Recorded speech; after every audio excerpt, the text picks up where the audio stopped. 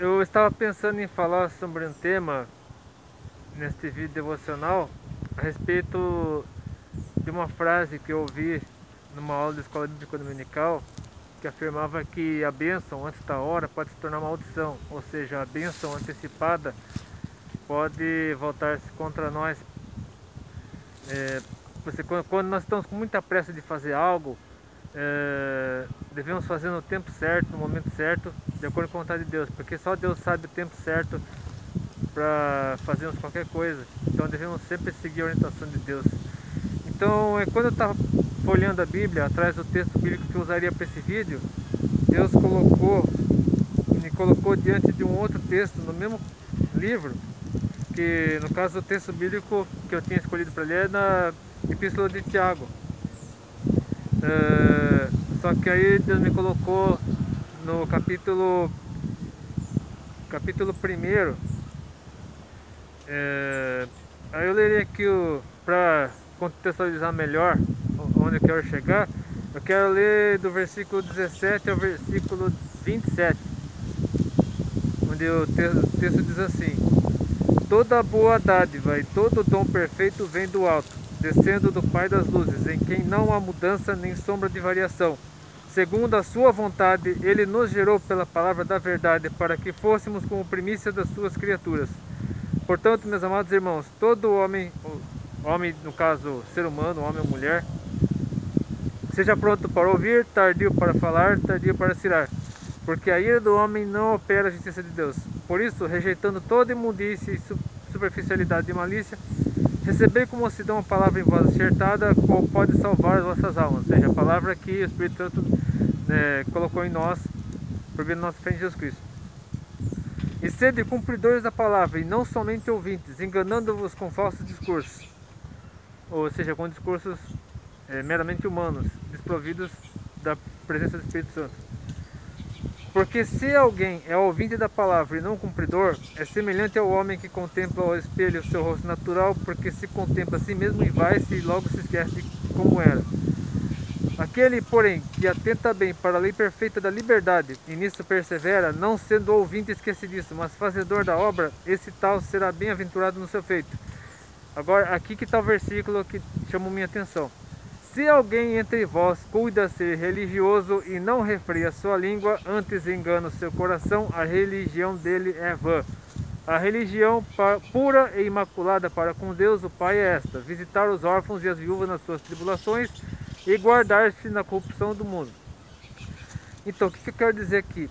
Porque hoje em dia muita gente usa a palavra religião de uma maneira pejorativa. Muitas pessoas, inclusive do meio evangélico. E porque se você for lá para a origem da palavra religião, ela significa religar, religação. Religação do que? Religação entre o que? Religação do ser humano para Deus. Ou seja,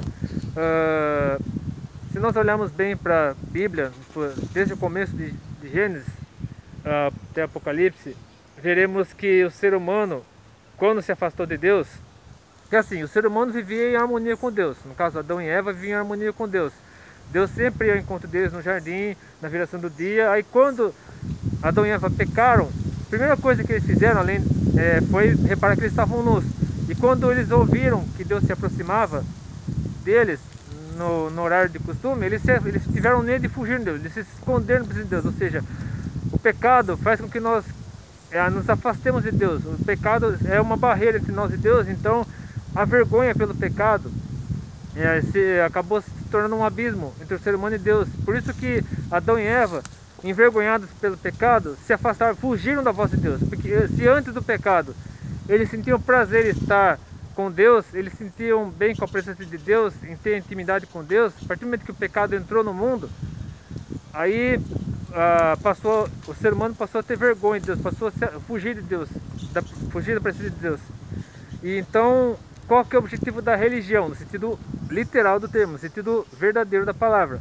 É a tentativa do ser humano se reconectar com Deus. E é exatamente isso que tem acontecido com todas as religiões pagãs ao longo da história, desde os tempos pré-Noé, pré-dilúvio, até os dias de hoje, onde existem tantas religiões como por exemplo o islamismo, o hinduísmo, o budismo, sobre o qual inclusive eu falei nesse canal, e muitas outras mais, que são tentativas do ser humano se religar com Deus, se reconectar com Deus, mas somente o judaísmo e o cristianismo se tornaram eficientes nisso. O único problema do judaísmo é que ele ainda não aceita Jesus como Messias, pelo menos o judaísmo que não é messiânico, né? Que existe o judaísmo messiânico que acredita em Jesus como Messias, mas ainda segue algumas tradições judaicas. Mas no caso do cristianismo, é a religião que mais se aproxima daquilo que a palavra de Deus diz a respeito da necessidade do ser humano se reconectar com Deus por meio de Jesus Cristo, porque a partir do momento que Jesus Cristo veio a esse mundo, ele rasgou o véu, ele tirou a barreira que existia entre o ser humano e Deus. Não foi mais necessário sacrifício de animais, não foi mais necessário tabernáculo, sacerdote, sumo sacerdote, porque o próprio Jesus Cristo se fez sacerdote e passou a ser o intermediário entre nós e Deus, porque pelo nome de Jesus, pelo sangue de Jesus, passamos a ter livre acesso a Deus, por meio da fé em Jesus Cristo. Então, esse texto bíblico que eu acabei de ler mostra o verdadeiro significado da palavra religião, que é o ser humano se reconectando com Deus, o ser humano se religando a Deus, que somente por meio de Jesus Cristo, da fé em Jesus Cristo, recebemos o Espírito Santo e passamos a ter livre acesso a Deus. Só que infelizmente muitos atualmente, inclusive no meio evangélico, usam a palavra religião de uma forma pejorativa, como se fosse um sistema de leis e dogmas que servem apenas para oprimir o ser humano, para escravizar o ser humano. E muitas pessoas de fora da igreja, muitas pessoas do mundo que estão afastadas de Deus também veem o cristianismo dessa forma. Mas vejamos aqui o que ainda diz o texto de Tiago, carta de Tiago, capítulo 3, deixa eu só ver se é isso mesmo. Capítulo 4, versículos 1 a 4, que mostra a necessidade do ser humano, o que o ser humano deve fazer para se aproximar de Deus. E no que ele tem falhado nessa tentativa de se aproximar de Deus.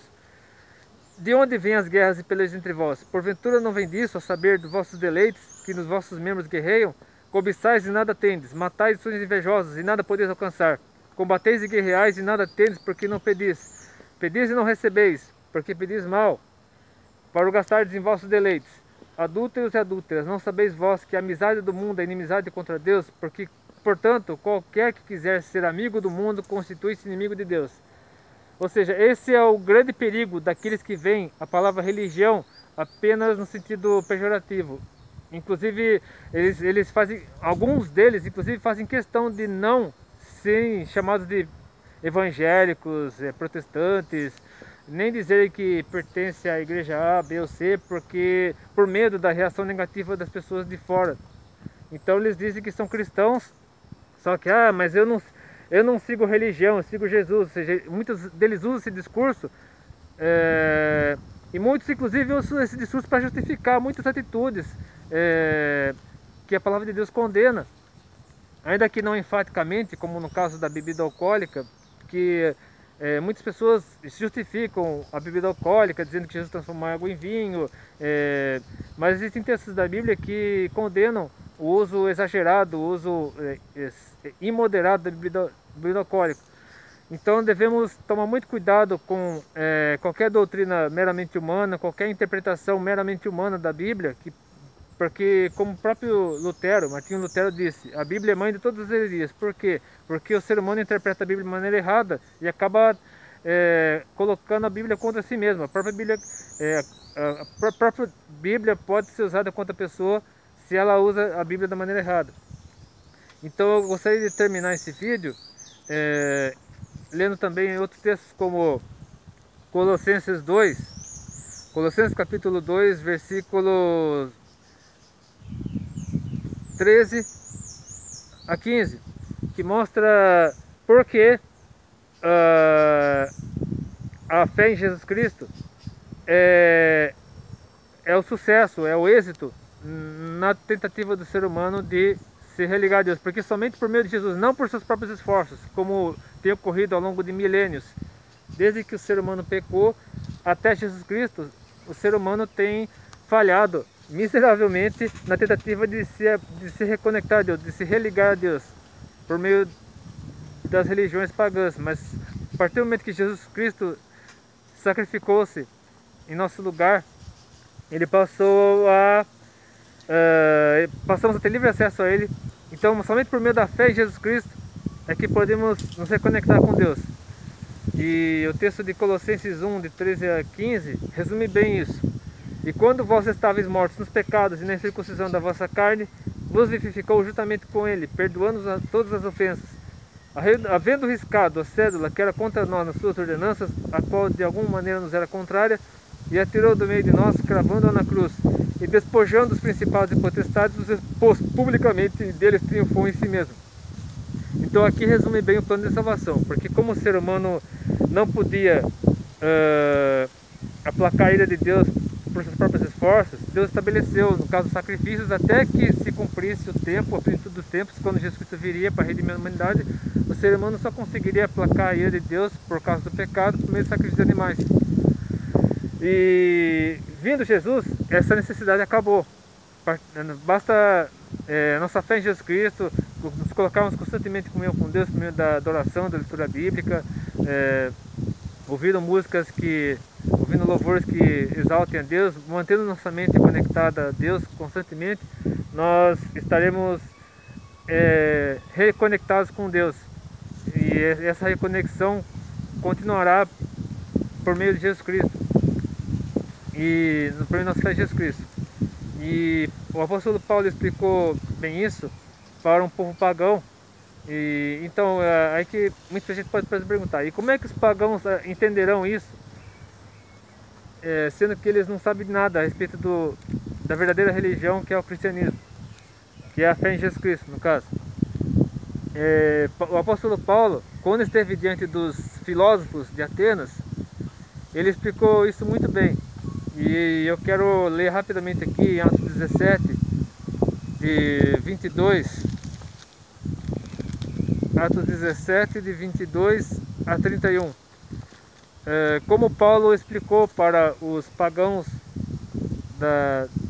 de Atenas, os filósofos gregos, que criam na mitologia greco-romana, com seu panteão de deuses lá do Olimpo. Aí o apóstolo Paulo diz assim, estando Paulo no meio do Areópago, disse: homens atenienses, em tudo vos vejo um tanto supersticiosos, porque passando eu e vendo vossos santuários, achei também um altar em que estava escrito: ao Deus desconhecido. Esse, pois, que vós honrais não conhecendo, é o que vos anuncio. Ou seja, o apóstolo Paulo aproveitou a oportunidade de que havia, em meio ao panteão de deuses dos gregos, havia um altar para um Deus desconhecido. Pessoas que estavam adorando nesse altar estavam adorando ao verdadeiro Deus, ao único e verdadeiro Deus, sem perceberem. Então o apóstolo Paulo aproveitou essa deixa, aproveitou essa isca, essa oportunidade para falar da verdadeira religião, que é a fé em Jesus Cristo. O Deus que fez o mundo e tudo que nele há, sendo o Senhor do céu e da terra, estou lendo o versículo 24. Não habita em templos feitos por mãos de homens, nem tampouco é servido por mãos de homens, como que necessitando de alguma coisa, pois Ele mesmo é quem dá a todos a vida e a respiração em todas as coisas. E de um só sangue fez toda a geração dos homens para habitar sobre toda a terra, determinando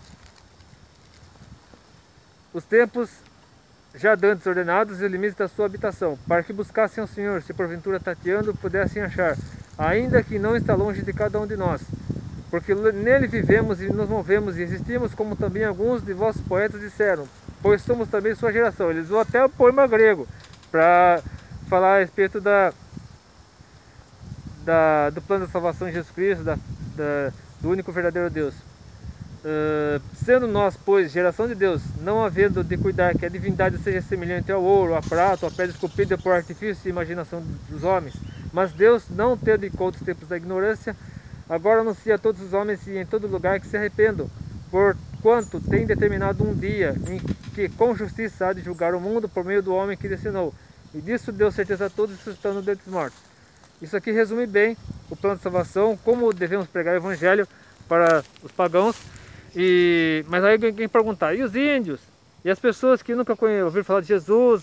Os aborígenes, os nativos africanos, os nativos lá da Indonésia, da Micronésia, da Polinésia, enfim, de regiões mais remotas do mundo. é claro que devemos apresentar o evangelho a essas pessoas também. Por quê? Porque eles viveram na ignorância, como Paulo disse aqui, mas a partir do momento que eles conhecerem a verdade, eles ouvirem falar do evangelho de Jesus Cristo, eles terão que se arrepender. É claro que com relação àqueles que nunca ouviram falar da verdade e morreram na ignorância, nós só saberemos o destino deles mesmo na eternidade celestial. Pessoas assim que... existem muitos estudiosos que dizem que sem conhecer a verdade, o destino deles irremediavelmente seria o inferno, seria a perdição eterna. Existem outros que dizem que por estarem na ignorância, eles seriam salvos como se fossem crianças, né? Porque pessoas inocentes, puras, que nunca tinham ouvido falar do evangelho, mas que, enfim, é uma discussão interminável, uma discussão imensa, mas como a própria Bíblia diz, as coisas ocultas pertencem a Deus, as que forem reveladas a nós, o Espírito Santo nos revelará de acordo com a nossa capacidade, de acordo com o que nossa cabeça consegue absorver, o Espírito Santo nos revela. O que nós não conseguimos entender, aí fica por quando nós finalmente estivermos na eternidade ao lado de Jesus, aí com a mente de Cristo, com os corpos glorificados, transformados, aí conseguiremos entender perfeitamente todas as coisas. Mas enquanto não entendemos isso, devemos cumprir o êxodo de Jesus, sim, devemos pregar o evangelho, inclusive para os aborígenes, inclusive para os índios, inclusive para os povos mais distantes, para os povos mais longínquos da terra, porque Jesus não voltará, Jesus não levará a sua igreja enquanto não fizermos isso, enquanto o evangelho não for pregado aos 4 cantos do mundo, a todos os povos da terra, inclusive os povos não alcançados, a janela de Corinto, enfim. Então, é nosso dever sim, é nossa obrigação sim pregar o evangelho, inclusive para todos os povos, para todas as nações, para todas as pessoas, ainda que debaixo de perseguição, ainda que debaixo da incompreensão do mundo, ainda que algumas pessoas nos considerem fascistas só porque pregamos o evangelho para pessoas de outras religiões, porque nós que conhecemos a verdade devemos testemunhar a verdade ao maior número possível de pessoas, sob o risco de estarmos desobedecendo a ordem dada pelo próprio Jesus Cristo, que é de ir por todo mundo e pregar o evangelho a toda criatura. Então, se você entendeu a mensagem desse vídeo, se esse vídeo impactou sua vida, se esse vídeo motivou você ainda mais a compartilhar com as pessoas ao nosso redor, porque Deus seria muito cruel se Deus limitasse somente o povo de Israel, somente um grupo seleto de pessoas, a verdade absoluta. Mas Deus fez questão, por meio de Jesus Cristo ordenou para que pregasse o evangelho a toda criatura. Então, se esse vídeo fez diferença na sua vida, curta, compartilhe, favorite, que isso me agrada, abençoe,